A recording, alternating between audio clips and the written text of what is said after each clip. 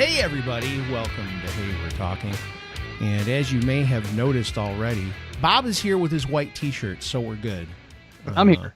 That's the only thing we didn't tell Travis beforehand. We we do like to bust each other's balls on the show, so don't be offended if we hammer you for something. It's not because we don't love you. It's probably because we love you. Absolutely. All right, so Travis, you are here because you are like this multi-platinum recording artist who is just blowing up all over the place right now. Yeah. And no, we're speaking into the future because Travis, your album came out on the 13th of February. Yeah. Did. And it's an EP. Mm-hmm. And we're going to talk to you about it. We're going to hear some music from it. We're just going to have fun. So we're really excited to have you on the show. So thanks for coming on, man. I'm pumped to be here, y'all. He's got the hat and everything. I mean, can you not understand? He's like full on musician. Look at that. Yeah, he's got the beard going on. He's got that special hat. I just got off work from Apple, so I'm just the absolute hipstery douchiest thing of all time. So I brought it all. He's drinking a coffee bar behind him. So I mean, he's totally there's a real right now. So that's it's the real star of the show there. That nice coffee bar. So and I was actually going to talk to you about. I ended up getting Derek is like you know Derek Tant. So he's like Coffee Man USA. He bought like this freaking. Do you know he got this gigantic like industrial espresso machine? No. Yeah. What kind? What's the brand name? Oh my gosh! Like I'm going to remember that. Bob, do you know? No, I'll look on his Instagram as you guys talk and see if I can. That makes me happy. It's red. I know that. Okay. It's like a flux capacitor 9er or something. I mean, this is it's real. It's like a real one. It's not like, hey, I ended up, I had been thinking about it forever. So I ended up getting like a Breville kind of, not the real deal. Yeah, absolutely. And I'm in the midst of, this is my first full week of making espresso at home. So I'm not great at it yet, but I'm learning. So, and I just got my first delivery of local roasted espresso beans. So I'm very excited. Awesome. What's the name of the shop?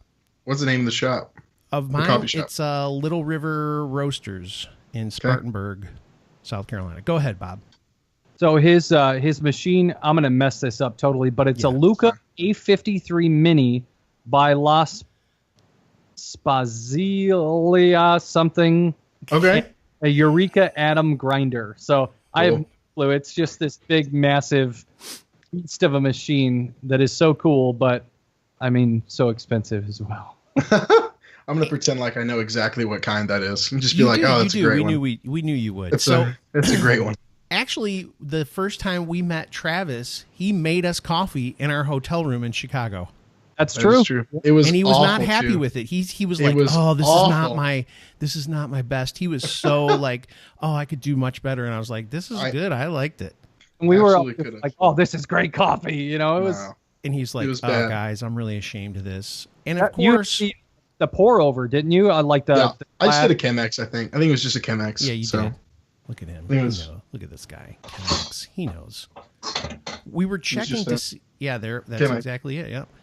We were wondering if you have been Michael Bradley approved as a coffee maker. I highly doubt it. I highly doubt he would approve of anything coffee wise that I do. I can't imagine he would approve me. He acts like he's a really good coffee brewer, but I don't think he is. I think he uses I think he's done Instagram pictures where he uses instant coffee and stuff like that. Yeah, I've seen that. It should, somebody really should report it, like, to Instagram and get that crap off there. Yes. All right, so let's talk about the album. First of all, we were going to talk a little bit about like the state of music and stuff. Now, you are one of a couple of different people that in the last few years that I have said, hey, I'm going to get behind this guy and help him, through a Kickstarter or whatever. Did you do Kickstarter or do Indiegogo? I can't Kickstarter. Remember. Okay. Kickstarter, yeah. So, Travis, you did Kickstarter. Tell us a little bit about that. Like, is that since you're a musician, I know you know other musicians. Are a lot of people that you know doing this now? I think, to me, it feels like we're living in a really cool time to be alive because people are able to do and get their stuff out there to people, just like we're doing with a podcast. Who would ever... normally you'd have to have a radio show. Now you can just do a podcast on the internet. So tell us a little bit about the process you did for the Kickstarter. Yeah, for us, I think there's a couple different sides to, I guess there's only two sides to a coin, but on this one, it's a multi-sided coin. I think there's a couple different sides to the whole Kickstarter, GoFundMe, Indiegogo thing. In the good ways, I think it allows for musicians that would not otherwise have the means to get their music to the masses. It gives them the means to do that, and that's a big deal. That is, it used to be, you can go back just to the 90s, and if you didn't have just a pile of cash, no one was going to hear your music. Yeah. And things like iTunes and streaming websites and stuff like that have helped out a ton, but also to make good music.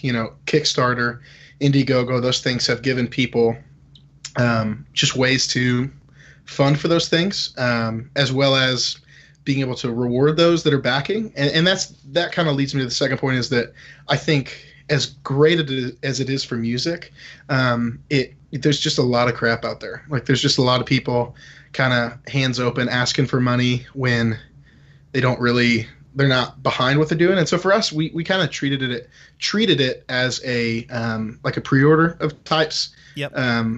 Emily and my wife and I, funded probably 2/3 to 4/5, or 2/3 to 3/4 of what we needed for the album. And we had saved for a while and stuff like that. And so it was something we cared about and that we wanted to do, especially the guys in the band. It's just something we've been talking about for a long time. So we raised a bunch for it. And then the Kickstarter for us was just to get across the finish line. Yep. We knew kind of in our mind what we could raise just between friends and family and stuff like that, and people that had heard us. But this is our first EP, so we weren't going out there asking for, $10,000 like some people do and just hoping that people slap money down. So for us, it was a way to promote, which was great. Mm-hmm. It was a way to promote and market, but it was also a way to really like let those people that wanted to be a part of it kind of give them a little extra, whether that be like a cover song, or we had somebody that's going to make it to the credits of the album, which is huge. Like, and so for us, it was overwhelming, the support we got. We were not expecting at all we were barely expecting to get the goal rather than go over it. So it was really cool, man. But yeah, I think as music in general, it's got kind of two sides to it. There are great things that it's doing, but there's just a ton of crap out there that, people are just kind of, online begging for money, hoping somebody would fund their project that they really could care less about. But yeah.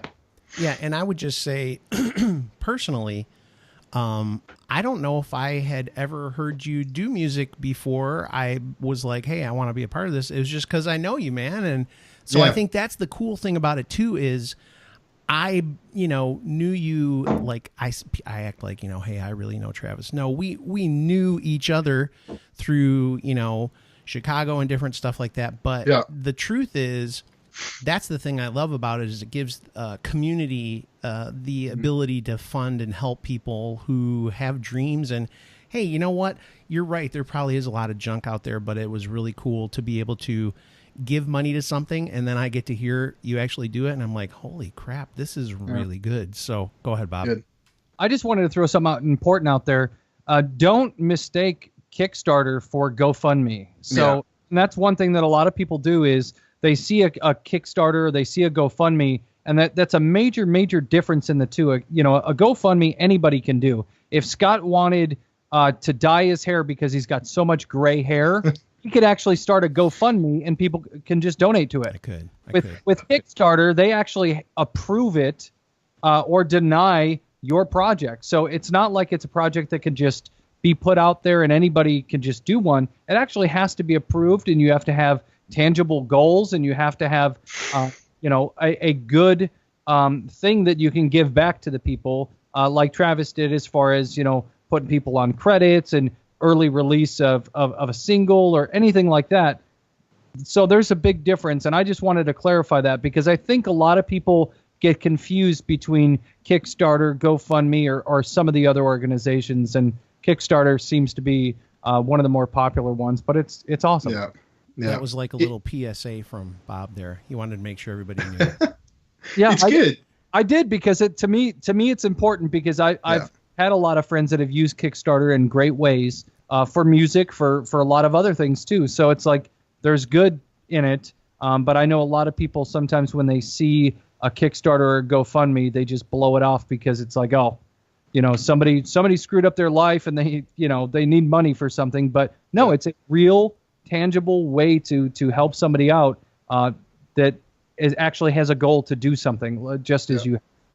Yeah, I think the vast majority of the people that I would have to look at the stats for our Kickstarter, but the vast majority of the people that backed us were just for $5 just buying the album. Yep. So, it's not like we're basically just saying, hey, what you would, if you are willing to buy this album in 2 months, why don't you just buy it now so that can fund the rest of this album for us? And then you're going to get so many great benefits. Like you're going to get access to, time in the studio. You can see on our social media, us recording stuff in the studio and stuff. And so it was, I think Kickstarter, in my mind, like if I've backed many things on Kickstarter, I'm going to buy, speaking of coffee, I think there's like 3 days left on that fellow, the Stag,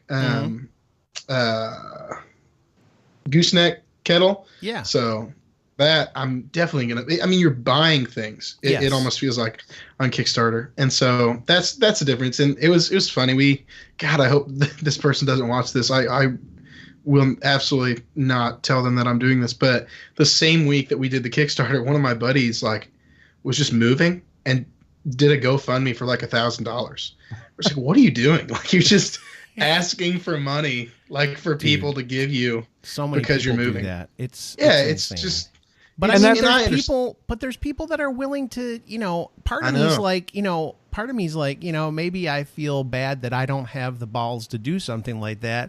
Ask people for money. It's like, hey, we'd like $30,000 for our podcast, so feel free to go to our GoFundMe. So there's part of me that's kind of like, okay, maybe I'm just a little jealous, but at the same time, it's like, I don't know if I could do that because that just feels weird. Yeah. And to me, that's kind of a pride thing. And I know that's not good.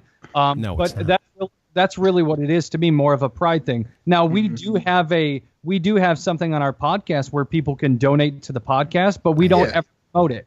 I had no idea that Bob did it, and then all of a sudden one day somebody was like, "Here's $10," and I was like, "What? I'm not asking for money." The thing is, we don't promote it. Yeah. It's on our page. If somebody wants to, they do, but we don't talk about it. You just did. Yeah. Now you threw it out there. We look like jackasses. This is the very first time, but there is a pride issue that I have to deal with when it comes to something like that. But I've seen many people, somebody very close to me just recently, same thing. I need $1,000 for this. I need $500 for that. And it's like, dude, this ain't a piggy bank. Yeah. And that's the whole reason, Scott, that I had the PSA talking about the Kickstarter and GoFundMe. Yeah, I know somebody. This will be our last making fun of people for doing GoFundMe story, but let's take it the whole show. I know somebody who was like, quote unquote, a single dad who was like, I was in the military and I need your money. And I was like, oh my gosh, dude, you have a job. I'm not gonna. Anyway, okay. So don't GoFundMe. That's what we've decided on this show is the most important thing to remember. I know Travis is here and he's got an album coming out, but GoFundMe, not good. Unless you guys want to sponsor us, then we'll turn our page. And we'll take all the money. What we're saying is don't give your money to anyone else but this podcast. Yes. Don't. Every single person who's used GoFundMe, if GoFundMe sponsors this show, will be the coolest person ever. All right. That's Travis. hilarious. We're running out of time, and I'm not going to probably be able to play a full song, but I wanted to do this. First of all, we need to get the particulars out there. You've got an album that came out on the 13th. Tell us about the name of the album and where they can get it. The album's called We Missed It. It's an EP, which means it's an old vinyl term for extended play. Usually 4 or 5 songs. This one has 4 songs on it.